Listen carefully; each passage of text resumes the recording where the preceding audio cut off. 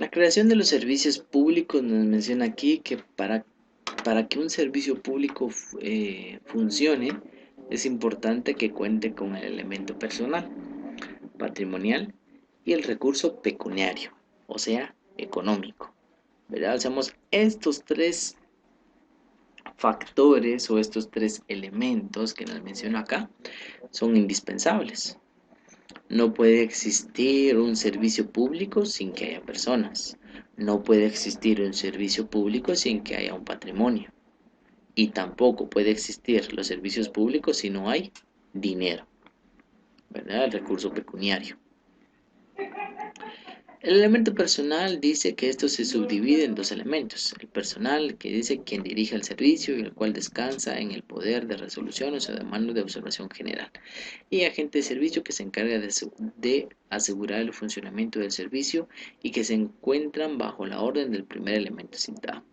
Es como que acá el personal podemos mencionar que es el como que la parte superior, ¿verdad? Como que el que tiene el mando, ¿sí? Y el agente de servicio es el subordinado quien realiza el funcionamiento del servicio. Elemento patrimonial. Dice, para que sea eficiente el funcionamiento de un servicio público es necesario que éste cuente con los suficientes bienes como muebles e inmuebles, siendo esto que constituye el patrimonio del servicio. Cuando nosotros vamos a una escuela pública, ¿qué es lo primero que tiene que haber? Un inmueble, ¿verdad? Usamos un lugar, un edificio, obviamente, o sea, un terreno con que tenga una construcción, ¿verdad? O sea, no vamos a decir, bueno, vamos a una escuela pública, ¿y dónde está? O sea, está en un área, ¿cómo podemos mencionar? Un terreno, ¿verdad? Somos un terreno y no hay construcción, ¿verdad? O sea, no se puede. Tiene que haber o tiene que existir el bien patrimonial. Como bien se menciona, los bienes muebles e inmuebles. Los inmuebles que podemos decir el terreno y una construcción, un edificio donde se puede encontrar la institución. Cuando decimos muebles, pues sabemos si hablamos de una institución educativa, podemos decir escritorios, mesas, sillas, pizarra y demás bienes muebles que se necesitan, ¿sí?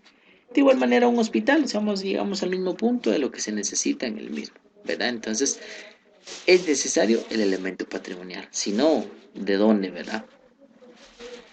El recurso pecuniario o económico dice se entiende por recurso pecuniario la partida necesaria para el buen funcionamiento que debe contar todo el servicio público con un único fin de poder satisfacer adecuadamente las necesidades propias y de la colectividad. Simple y sencillamente que el recurso pecuniario o económico es el dinero que las instituciones públicas necesitan para su buen funcionamiento. Si no hay dinero no se puede trabajar, ¿verdad? Es como que decir de igual manera un docente, ¿verdad? Somos un docente para ir a trabajar. Obviamente tiene que devengar un salario, un sueldo. Si no le pagan, pues obviamente dice, bueno, ¿y para qué voy a trabajar, verdad? Aparte de que uno tiene que tener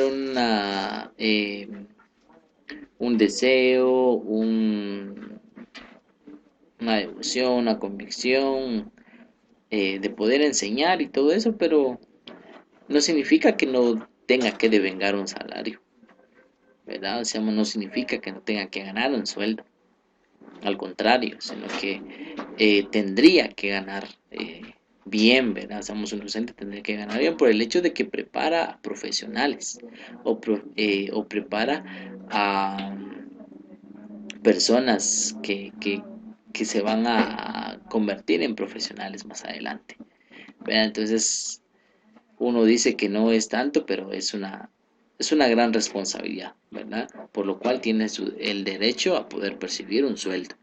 Y por eso es necesario el poder tener los recursos pecuniarios. Casi para terminar, tenemos los órganos de la administración pública. ¿Qué es un órgano? Dice aquí, puede llamarse también dependencias, oficinas o cuerpos, los órganos destinados a la intervención estatal y a la prestación de servicios públicos. Dice que el poder del Estado se manifiesta a través de tres funciones: función ejecutiva, función legislativa, función judicial. Esto de las funciones, hay muchos textos, ¿verdad? Ustedes quizás se han dado cuenta de que les llaman de diferente forma, ya sea que sea una función, un organismo, ¿verdad? O una potestad, uno dice potestad ejecutiva, legislativa, judicial, u organismo ejecutivo, legislativo, judicial, y en fin, es decir que se le da diferente nombre que le precede, ¿verdad? Pero llegamos al punto de que nos enfocamos de los organismos ejecutivos, legislativos y judicial, ¿verdad? Estamos ahí, considero que no hay pierde. Esas son las tres funciones de la administración pública. Órgano administrativo, dice, es el que completa la satisfacción de los intereses colectivos por medio de la función administrativa, realizado fundamentalmente por el Estado. Elemento del órgano administrativo, dice, los órganos están integrados por tres elementos esenciales que son: uno, la, la competencia; dos, la forma; y tres, la voluntad humana. Vamos a ver rápidamente qué es lo que nos dice. Dice que la competencia es toda persona jurídica tiene determinadas atribuciones y potestades para ejercer. Ese conjunto de atribuciones y potestades asignadas a cada órgano constituye las respectivas competencias. La forma, dice, los órganos pueden ser estructuradas de distinta forma, respondiendo a razones y circunstancias diversas, naturales a la función, que ejercen principios de orden político. Y voluntad humana.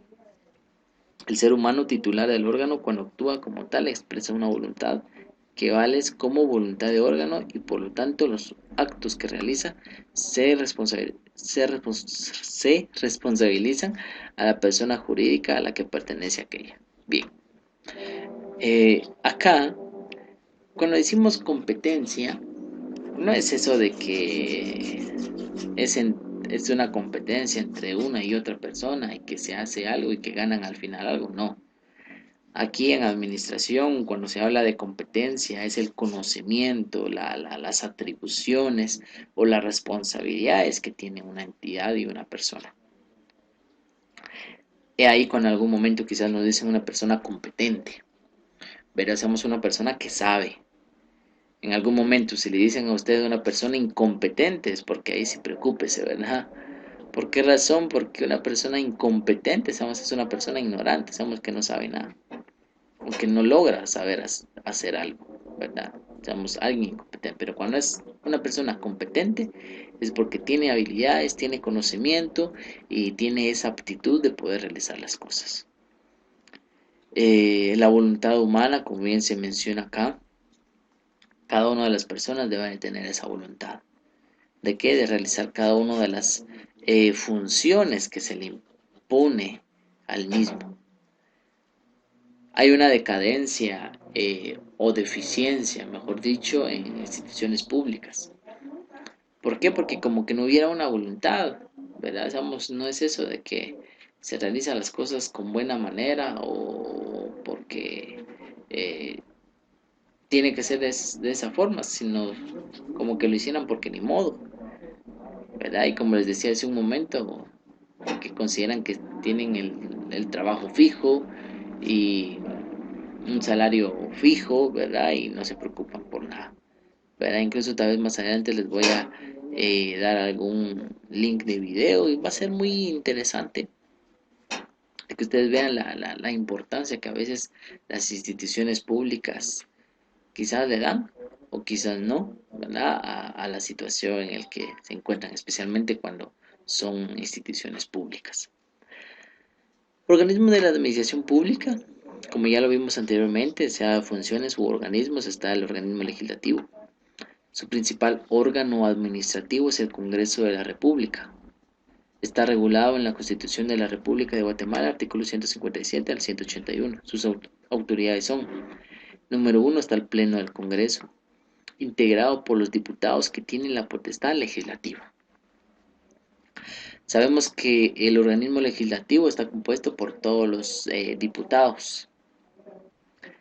¿Cuántos diputados hay en el Congreso? Eso es una buena pregunta. Y de una vez se los menciono, va a ser pregunta de evaluación, ¿verdad? Para que ustedes se pongan la tarea de investigar cuántos diputados hay en, en el Congreso. ¿Por qué lo menciono? Porque hubo un cambio. En este nuevo periodo de 4 años hubo un cambio de cantidad de diputados. Antes había una cantidad de diputados y se nos quedó. Quizás considero que se nos ha quedado la cantidad de diputados que había anteriormente. Pero a partir de este nuevo periodo aumentó un poquito la cantidad de diputados que hay en el Congreso.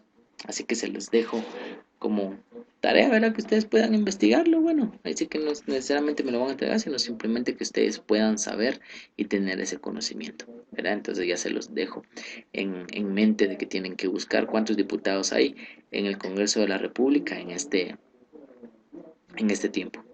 2. Junta directiva. La junta directiva es muy importante, dice que está integrado por un presidente, 3 vicepresidentes y 5 secretarios. El Congreso elegirá cada año su junta directiva y antes de clausurar su periodo de sesiones ordinarias elegirá a la comisión permanente. ¿Qué es la comisión permanente? Dice aquí que la comisión permanente está presidida por el presidente del Congreso, la cual funcionará mientras el Congreso no está reunido.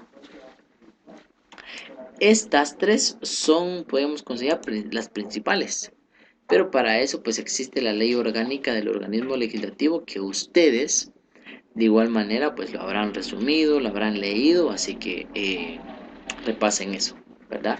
Y nos dice cuáles son las funciones de la junta directiva, nos dice cuáles son las funciones de la comisión permanente, ¿verdad? Y yo considero que es muy interesante, ¿verdad? Hay muchas cosas que uno puede aprender en ese sentido.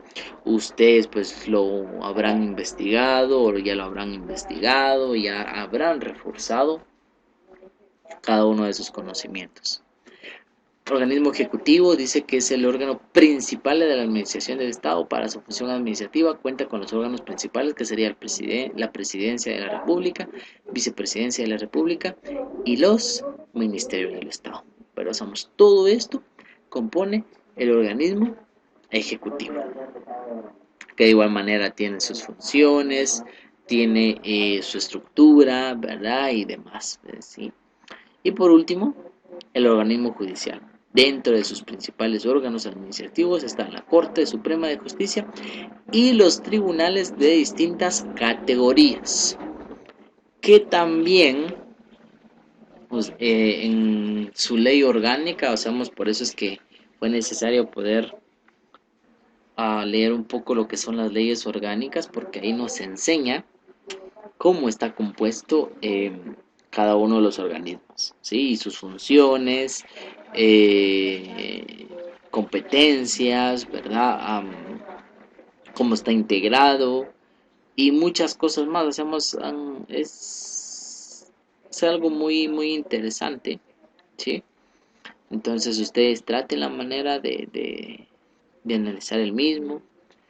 De igual manera las leyes orgánicas, porque eso es muy importante, no solo por la evaluación, sino para que nosotros comprendamos, ¿verdad? De cómo están integrados los mismos, ¿de acuerdo? Bien, entonces eso sería la explicación. Espero que haya sido explícito, que hayamos comprendido bien, ¿verdad? Es decir, que son un poco los temas, así que traten la manera de repasarlo y para que podamos, o más que todo salga bien, ¿de acuerdo? Entonces, repasen y siempre por cualquier duda estoy a la orden.